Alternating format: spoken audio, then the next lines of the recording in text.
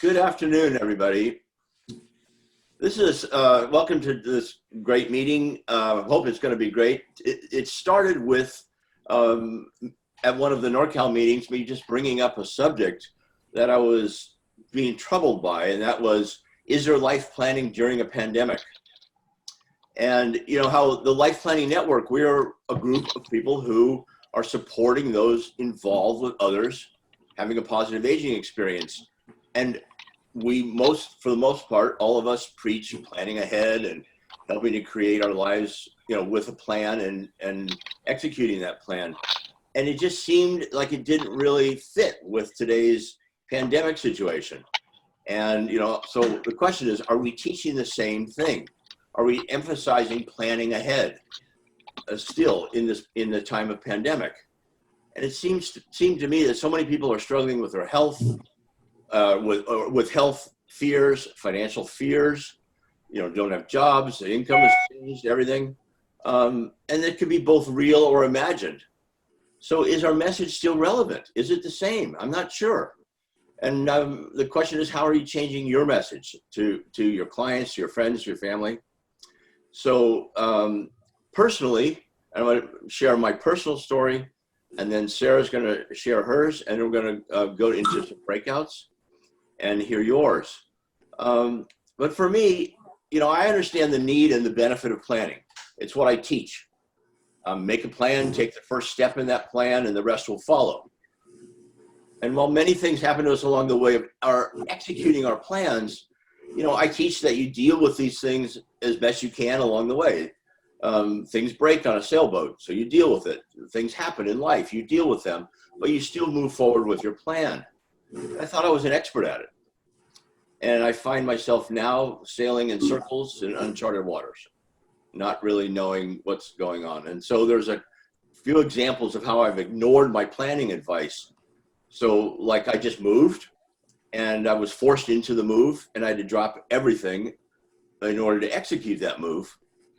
And I still haven't completed it, and I'm still unpacking, and I haven't recovered. I did set up the screen behind me though. And then of course, because of the COVID-19, I had just joined the gym. I was beginning to get back into shape. I was eating better. I was even starting to date. And now I stay in, I do yoga a couple of times a week, and I cook and I bake comfort food. And as we know, cooking comfort food in a Jewish household is fattening. So, and I was making good headway into my speaking career, and I was working off the success. I had a speech a speech I did in December, and then the speaking industry kind of died. Not kind of, it died. If it recovers, I say if, it will be very different. I mean, I tried to pivot. I got it certified as a virtual speaker, but it's not fun and it's not lucrative, and so I'm still sailing around in uncharted waters. I can make a new plan, and that's what I'm doing. I'm shifting. I'm going to be, I'm working on my next book now, and that. But when people ask me, well, Larry, what should we do, or what should I do as far as a plan? I don't really know what to tell them, and I'm very interested to hear what everybody is going to say about this. So I'd like to take this time now to introduce Sarah, and Sarah's going to give us a little bit of her story, and then we will get into the breakouts.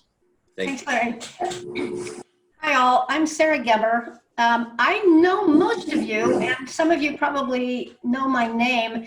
And, David, this would be a good time to mute everybody so we don't have the extraneous noise. David's going to be our host, so he's going to be kind of behind the scenes.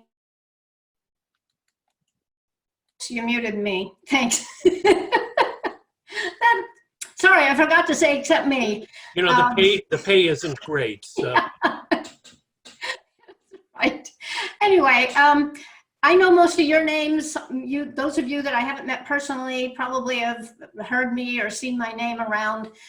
Larry and I are both retirement coaches, although I'm not coaching actively right now.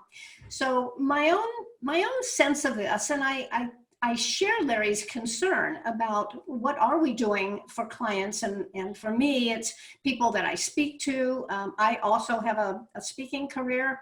I focus mostly on solo aging, which is probably how some of you know me is because that's my specialty. I find myself in the same sort of dilemma that Larry described. In fact, my husband and I were supposed to meet with our financial advisor this month. We put that off. We should be updating our estate plan. We've put that on the back burner. It just doesn't feel like the thing to do right now. I find personally that I'm planning about 2 days out, unless I have a virtual conference to present at, or I'm speaking to a group of people and I've got to put that on the calendar. But otherwise, it's hard to plan my next shopping trip or where shopping is going to be safe. So I think my guess is that things have certainly shifted for all of us, and it's a great time now to talk about how it's shifted, not only for us, but how it may be shifting for our clients and what, if anything, we can do for them. Larry and I certainly do not pretend to be experts in this. We're not. We're no more expert than any of you, and that's why all we're going to do is facilitate this. We want collectively, all of us, to share some ideas on what might work at this point in time with our clients, with ourselves, what we might be able to pass along. And we figured that the best way to do that is to get people talking in small groups among themselves, just as we would do if this were live, and then bring you back and let you share some of this stuff. So we're going to put you into breakout groups for 12 minutes. And David's going to set up the groups in, it'll be either 3 or 4. And most of the groups will have 4 in case somebody needs to leave early. That's kind of a padding on the group. And what we'd like you to do is to address 4 questions that David is going to put in the chat. Now, does everybody know how to access the chat? If you don't, raise your hand. David, I've already put them in. Yeah, I see him. Okay, he's already put the questions in the chat. How many of you, let's use the chat for a minute. If you have ever been in a breakout room before on Zoom, just put yes in the chat. If you haven't, put no.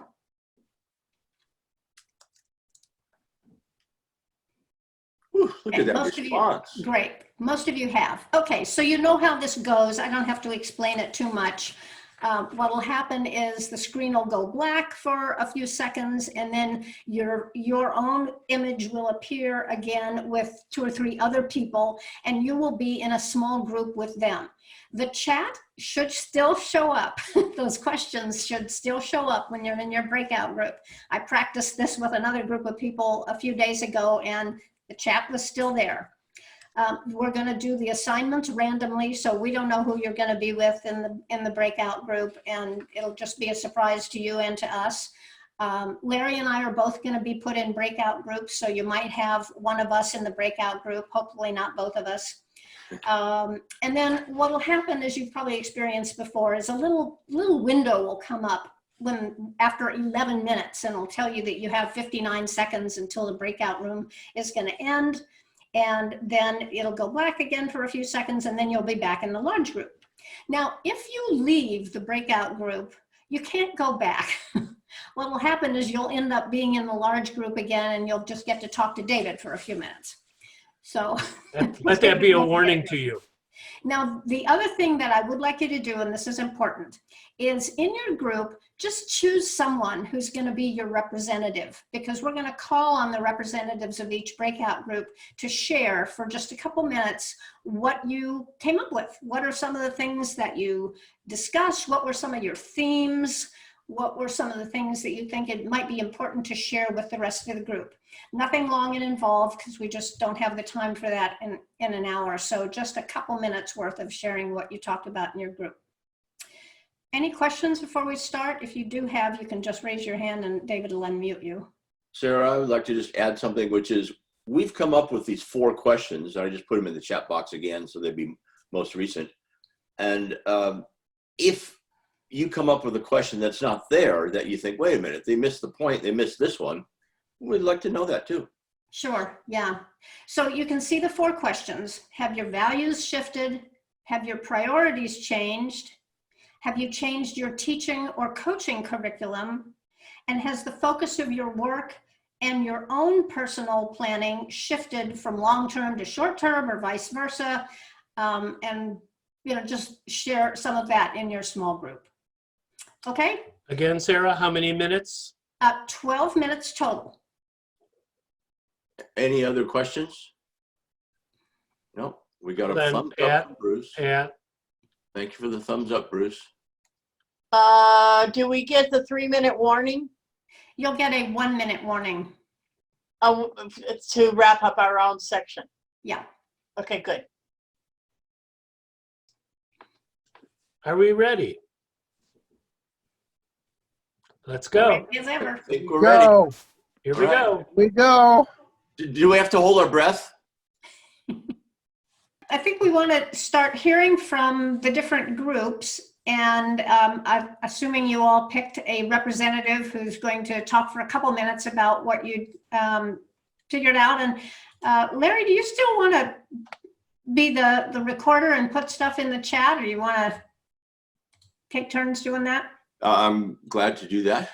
Okay, because we'll kind of take turns, or if Larry gets tired of it, he'll indicate to me just key themes to put in the chat, because you can save the chat if you want to have this for later. You can save it to a file, you can print it out, you can do all kinds of things with all the stuff that's in the chat. Now, I may be writing in a Word document, and then I'll copy it and paste it into chat. Oh, okay. Okay. Who'd like to start? Just raise your hand and David will unmute you. Eileen? Great, thanks. Okay, so we had a really wonderful group. So much value really was in the content of our conversation. So in relationship to values, have your values shifted? The ideas were that they solidified values, that they became more, things became more clear, more simple. So it was solidified and simplified, and living into one's values of how you live. So that was a very positive thing that we found. In terms of priorities being shifted, it was very interesting in terms of being third agers, in terms of looking at age and also perspective and seeing, what clear priorities there are. Also, just the act of planning was brought out as being something that we do as life planners, that we help people with, but this is all a very hopeful act that planning takes place. And let's see what else. I hope I'm including the key. Can I ask you a question about your priorities? Did you say they have shifted or not? It seemed that we all believed that our values didn't really shift, that they were more solidified, that became clear what they were, things became more that's values. What about your priorities?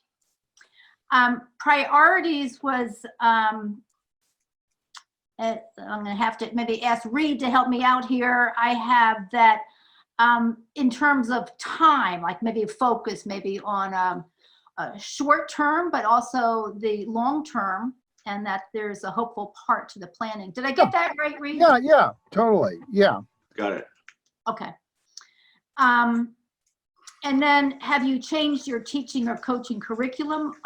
Not everyone was a teacher. We have authors and people with gerontology relations, and but people are doing online classes and being very involved with continuing with working with individuals, like with art. A person who does workshops put them on hold as to whether she'll do them virtually or not. There was a key component here about accumulating universal knowledge about ageism, that we become more vulnerable as the COVID pandemic is here, and also being in a third age or a second age let's see. So shifting from long-term to short-term, yes, but also having that planning component. And then did I miss anything, anybody? And Eileen, who was in your group besides Reed? Reed and Donna Schaefer and Joan Diazin. Citizen. Great. Thank you. Mhm. Let's move on to the next representative. Who wants to go next? Bruce, you want to go? Hi, how are you? So in our group was Mary Radu, Stuart Silverman, and Kendall and myself. And I think that that we all agreed that we were more committed, or our commitments to our values were stronger or became more apparent, and were recommitted to our values in a sense that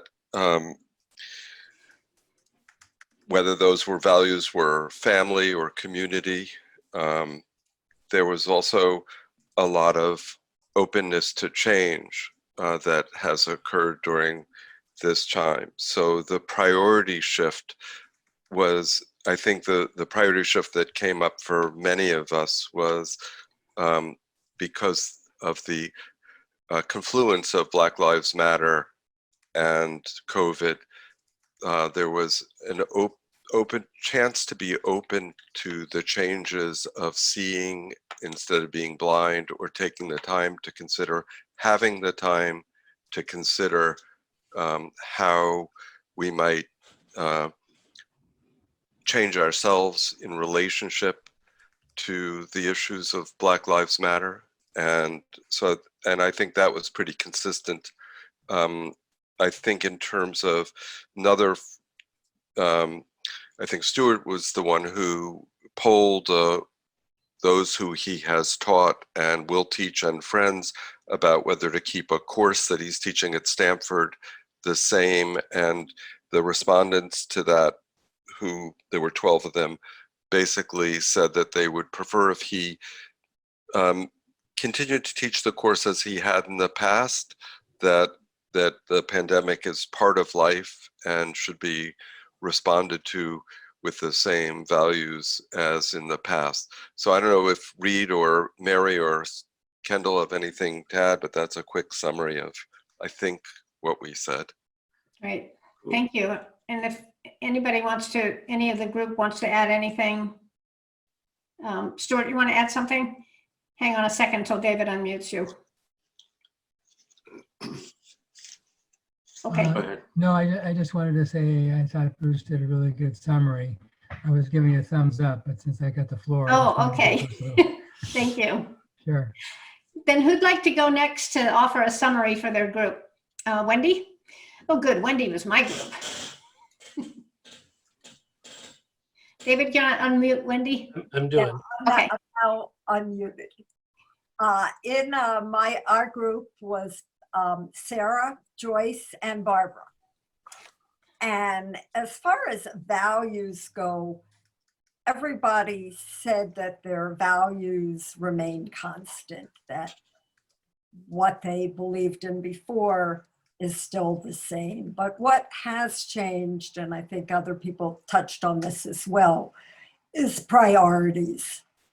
So that we talked a little bit about wanting to check in with aging friends, being more aware of the need to reach out and make time.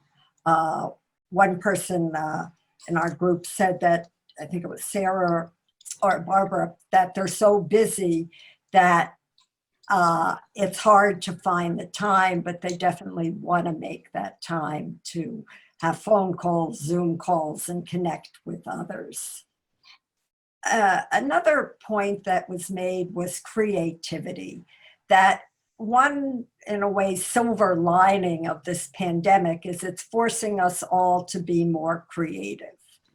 So Joyce had talked about in what she calls divine intervention, forcing her to look at things in another way. A conference that she had worked so hard on was canceled, but it came out from that came out some new creativity. And also just being able to be creative with our clients. Barbara talked about clients undergoing, everybody, excuse me, is under such stress. And to give people control, figuring out creative ways to give people control of that stress and control of their lives. There also has been some fun things. So Zoom dinner parties, a Zoom Seder, and then unfortunately some virtual funerals. And a few of us talked about the fact that one thing we really miss is being able to hug other people, that just that need for the physical contact that's not there, but looking for other ways by tapping into our own creativity and reaching out to others to be able to, in some sense, feel that we're reaching out. So I think that was the gist of it. And one other point I'm going to make, I thought it was really interesting. Joyce was talking about intergenerational needs and that coming to the fore. So she was talking in terms of getting teens, middle-aged people, older people together and just seeing what comes from that and having a dialogue. If anybody else had anything to add, I think that's pretty much what I had. Very good. Anybody else on that group? Okay. Thank you. I'd just like to say that one thing I didn't quite reflect, but was reflected in that group was, in particular, this was Kendall, that the time is also allowed for creativity. So that was also reflected in ours, and I didn't mention. Oh, sure. Now you pick that up just because it was just said. Exactly. That's the way I am. All right. Sarah? Okay. Let's see, we should have one more group. Carol?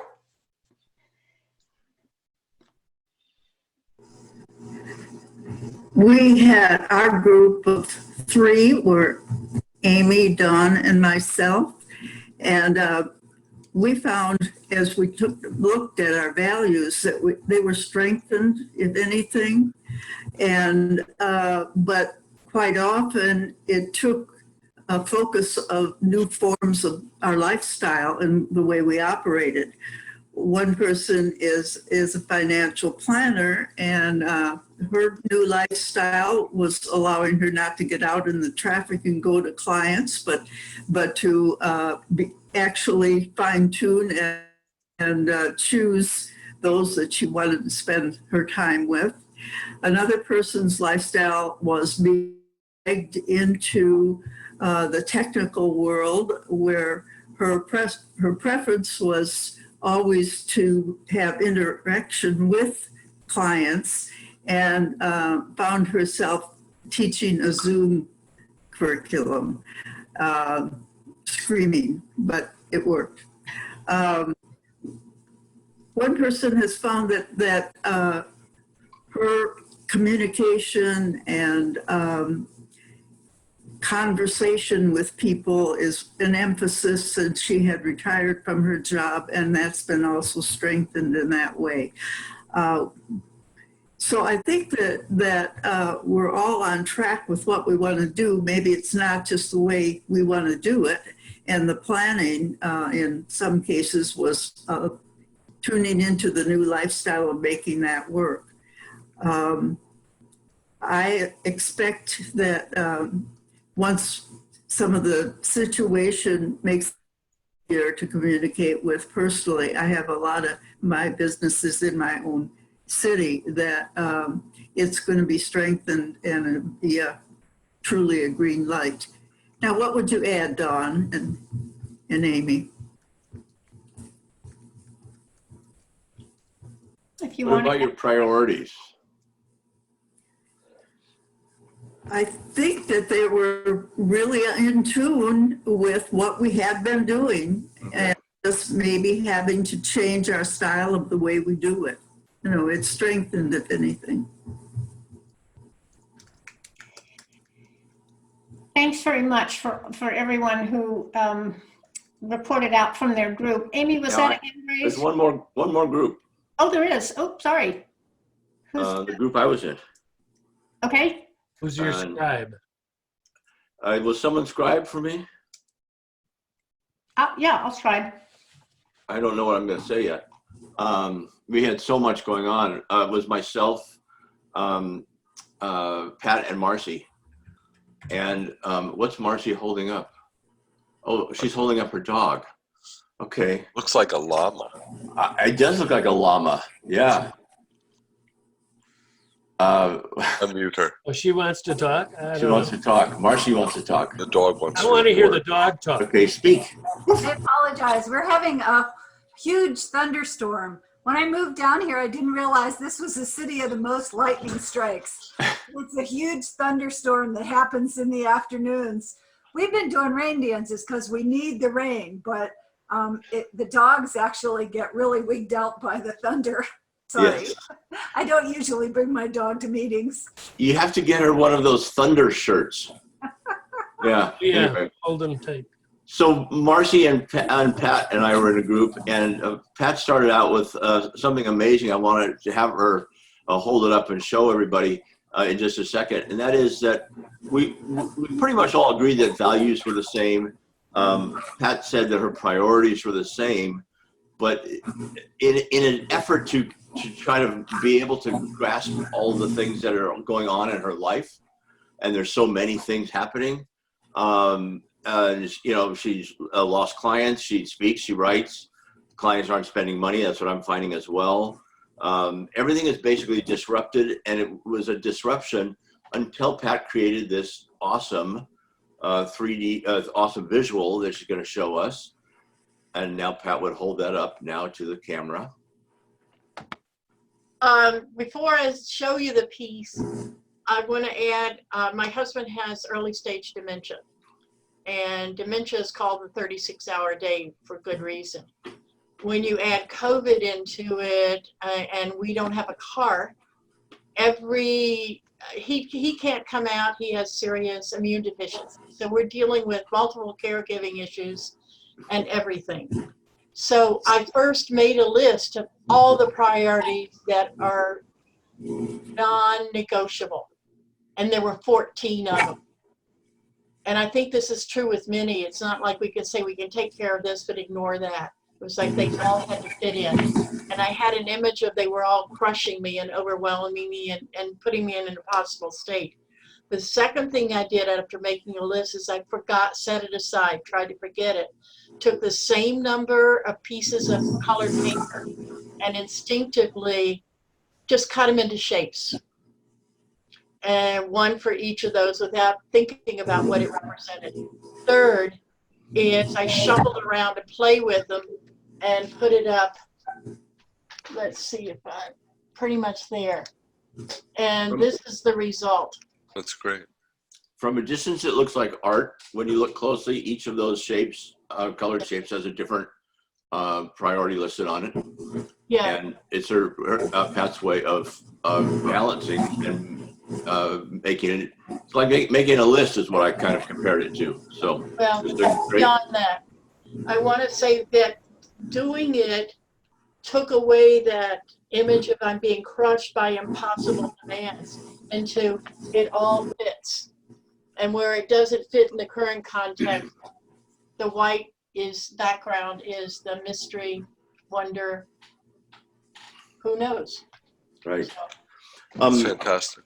And additionally, in the group, we talked about priorities, and that with both Marcy and I, we both normally plan a month ahead or longer than that with clients and that. And now the focus is more on now and social connection. Marcy and I both brought that up a lot. She's doing neighborhood Zooms and driveway parties and all kinds of things, charades and that. But leadership development, coaching, all that is pretty much on hold for both of us. And we're just focusing on the now. So that's, I think, a change for me anyway in priorities. Amy, Amy. can you unmute Amy? Yes. So, one of the things that I'm always struck by when we meet as a group like this is to think about what changes may have occurred in our practice of life planning, and how our clients may be affected, not only our own values and our own priorities, but how our practice of life planning has been altered. And so I just want to offer that mine has changed in some serious ways, and the ways may actually have impact for you. And I'm struck, actually, Sarah, by your comment that you were going to put off altering some of your estate planning documents, because I think it's actually an essential time for anybody. So this is mostly for your clients, but it applies to you as well, is to revisit your estate planning docs, and particularly your healthcare proxies and your directives, because there has been an incidence of healthcare workers having to execute on existing healthcare directives that may not have been considering a pandemic like this when they were drawn up. So that's one significant thing that you should be telling your clients. And the other thing is that the CARES Act has a number of features that are of huge interest to clients, our clients, and the ages that they are. And in particular, the potential to waive RMDs in 2020, and the implications of that. And people feel it's intuitive to just waive them if they don't need them, but it's not always the best strategy, since it is pretty clear that if there is a regime change, or even if there isn't, that taxes are going to be higher. So taking out an RMD in a time of a higher tax rate would be disadvantageous. So what's an RMD? A required minimum distribution. Oh. If you aren't 70 or 72, then you probably don't know what it is, but it's a required distribution from a retirement plan that the government insists you take. So, and there's all kinds of, I don't know if any of your clients were eligible for or received PPPs, but that's a whole area of the CARES Act that is, I'm just thinking of our clients, not just, our needs, but they're parallel. So those are the big ones. And to Amy, to your point, Amy, it's an excellent point.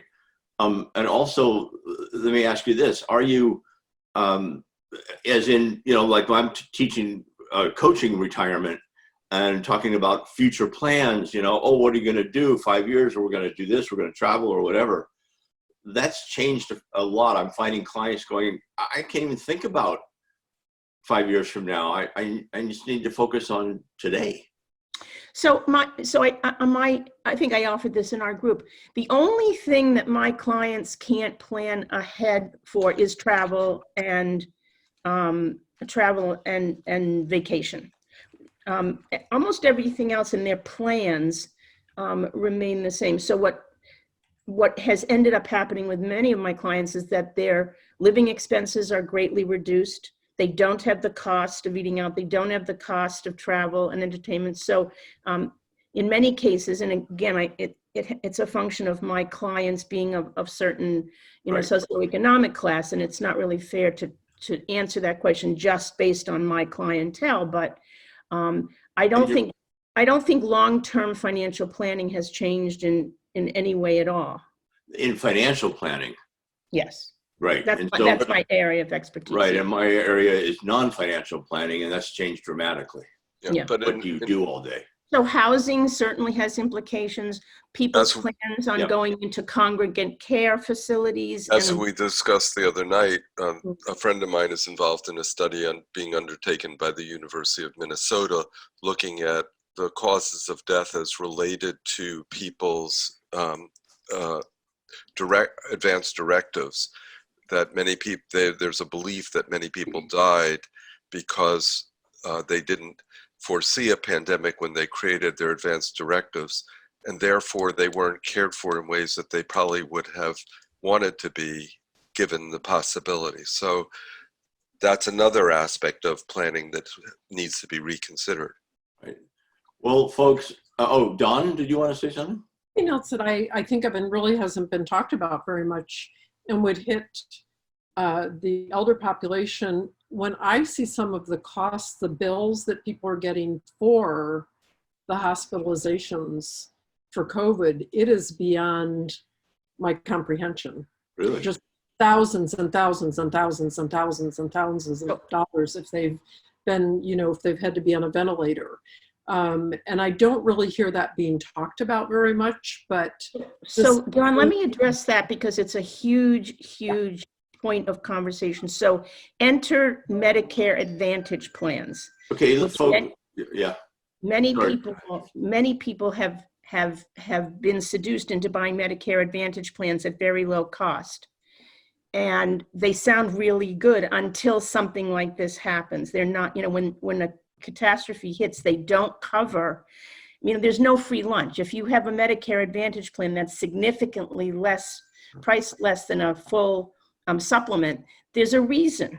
And the reason is exactly like this, because the co-pays tend to be much, much higher. And that's why people are getting all these costs. So I am, if anybody wants to talk offline about this, I am not a fan of Medicare Advantage plans for a lot of reasons, but that I'm happy to discuss, but I don't want to take the time now. All right, so it's a little bit off our scope, but I think Amy is a great person to talk to about that.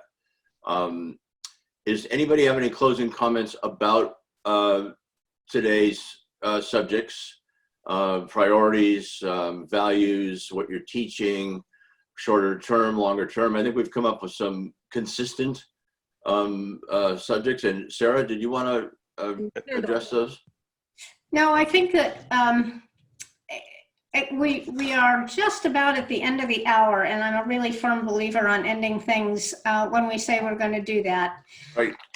So I think that one of the things that has probably happened is you've connected with some people that may have some ideas that you want to pursue. And so I think we encourage you to do that offline. And if I'll kind of put this in Joyce's court, but Joyce, if you want to organize a follow-on to this, that's great. But I think we probably need to end on time for everybody's sake. Yep, I think so. I just Mary? want to say that the connector will be a great place for us to continue this conversation. Yeah, good point. Someone can certainly start this in forum, in a forum, right, Bruce? Yep, forum, or people could use VC and connect with each other, or post an article. There are lots of ways in which we can deploy the connector. And I frankly would love to see a follow-up to this that was more of a free-for-all, frankly. Thank you, Mary, for giving us applause. Larry's giving us applause. That's great. And this is Joyce. And just say we will do a follow-up, and we also have another conversation coming up on August 27th, because we wanted to make sure we had continuity, and given everything that's going on nationwide, we just thought it was even of more value. So we will create an interim meeting mid-August, and we'll be sending out information on that will be just what Bruce said and what you alluded to, Larry, and that is that open conversation to continue this dialogue. And then we'll also make the announcement about the August 27th meeting. So we'll go back to our regular last Thursday meeting in August. And thank you, Larry, Sarah, and David at the controls. Thank you. NorCal. Thank you. Yeah. Thank you, Larry, for thinking of this, and David and Sarah for executing so well. So it's great.